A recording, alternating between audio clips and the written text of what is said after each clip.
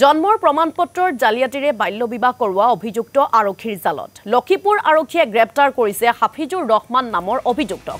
ভুৱা প্ৰমাণপত্ৰৰে কাৰ্বি আংলঙৰ এগৰাকী হিন্দু যুৱতীক বিবাহ কৰাইছিল হাফিজুৰে। পৰৱৰ্তী সময়ত আৰক্ষীৰ অনুসন্ধানত ভুৱা প্ৰমাণপত্ৰৰ তথ্য পোহৰলৈ অহাত আৰক্ষীয়ে গ্ৰেপ্তাৰ কৰে হাফিজুৰক। হাফিজুৰ ৰহমান ইউটিউবাৰ, আমাৰ গাঁৱৰ মানুহ। মানে এটা নাবালক হিন্দু ধৰ্মাৱলী ছোৱালী এটা লৈ আহিছিল। ফুচলাই লৈ আহি বিয়া পাতিছে, আমি নাজানো। তাৰপিছত নাবালিকা বিয়া পাতিছে, তাৰ ছোৱালী হৈছে, সেইটো এতিয়াও নাবালিকা হৈ আছে।